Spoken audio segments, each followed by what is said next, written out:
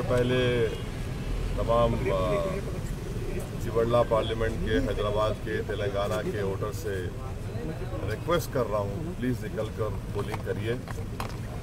अभी तक पोलिंग बहुत स्लो है, पोलिंग को तेज़ करवाइए। आपका डेमोक्रेटिक राइट है, पोलिंग को जाकर वोट डालिए, अपने पसंद और नापसंद का इजहार करिए। रहा सवाल कि तेलंगाना में क्या होगा, मुझे पूरा यकीन है कि यहाँ पर तेलंगाना की आवाम ज़रूर उन तमाम पार्टीज़ को और उन फॉर्मेशन को कामयाब करेगी जो तेलंगाना के लिए काम करती आई है, जिनके आंध्रा में मुझे उम्मीद है कि हमारे दोस्त कि वहाँ पर कामयाबी होगी। सर किस तरह की कैंपेनिंग आपने की है? यहाँ के लोग जो हमसे बात करते हैं तो कहते हैं कि तो उनको प्रचार करने की भी जरूरत नहीं थी, असद साहब तो वैसे ही जीत रहे थे। जो कैंपेनिंग आपने तीन सप्ताह में की है, क्या कोई रिकॉर्ड बनाने के चक्कर में है सर इस बार? क्या नहीं सर, देखिए हर पॉलिटिकल पार्टी कैंडिडेट को कैंपेन करना पड़ता है और मैं शुक्रगुजार हूँ आवाम की मोहब्बत का, उनकी वालेहाना मोहब्बत का, मगर मेरी जिम्मेदारी है कि मैं आवाम तक पहुँचूँ, उनसे मुलाकात करूँ और उन तक अपनी बात को पहुँचाऊँ। ये तो मेरा बुनियादी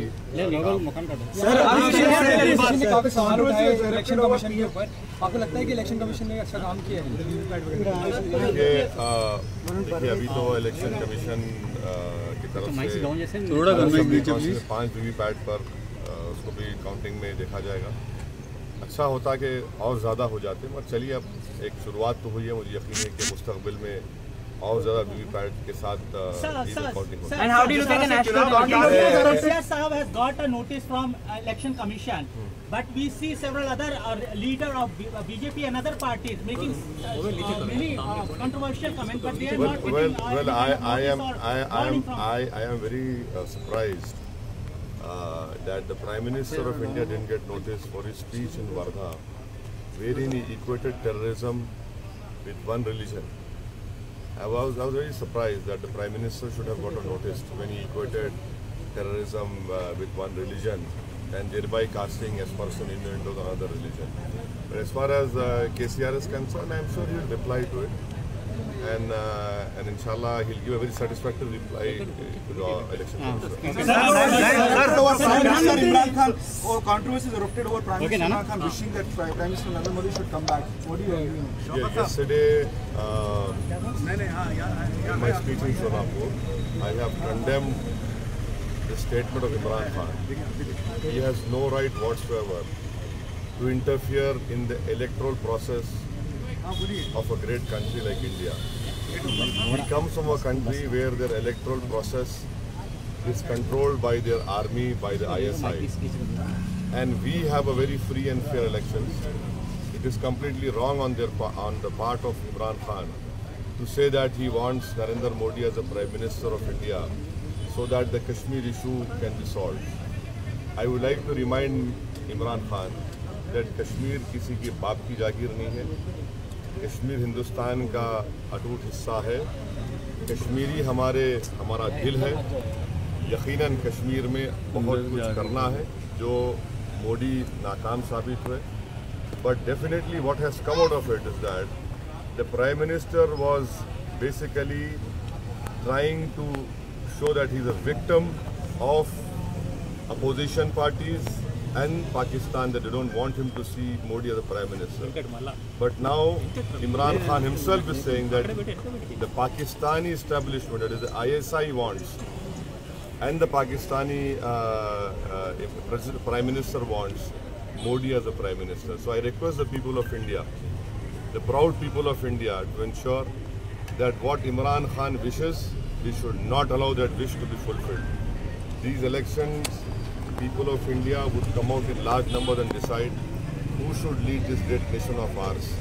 And I am sure that the wishful thinking of Imran Khan would be defeated. Sir, prime minister ने ये कहा है कि 2014 के मुकाबले 2019 में उनकी लहर और ज्यादा है। आप क्या कहेंगे? अब ऐसा है ना कि प्राइम मिनिस्टर को जब पैर से उनकी ज़मीन खिसकती नज़र आ रही है तो वो इस तरह की बातें करते रहते हैं और कहीं पर भी देश में मोदी लहर नहीं है। 2014 में यकीनन थी, मैं इसका इकरार करता हूँ, और अब हरगिज़ नहीं है।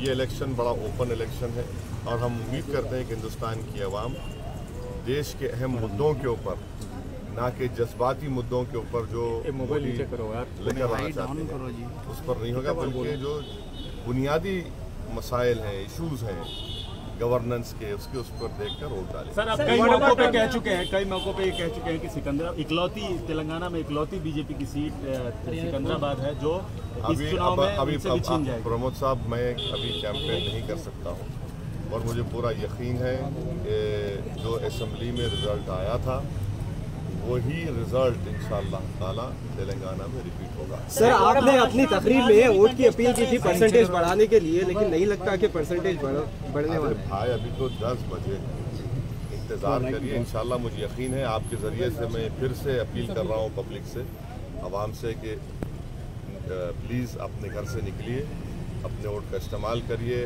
आपकी मुल्क की, हमारे मुल्क की जमहूरियत को मजबूत करिए। Sir, what about the fortunes of Congress in this election, Lok Sabha elections? What are you saying? What are the fortunes of Congress in this? What do you say? Where? In India. In India? In Lok Sabha, pan India. Fortunes? Yeah. And what about like Wayanad seat, and will he be able to win both? What fortunes? No fortunes. अगर आपने हमारे channel को अभी तक subscribe नहीं किया है तो यहाँ पर रेड कलर का सब्सक्राइब बटन दिख रहा है, उसे क्लिक करें और हमारे चैनल को सब्सक्राइब कीजिए और साथ ही साथ बेल आइकन को भी क्लिक कीजिए, जिससे आपको ताज़ा अपडेट मिलती रहे।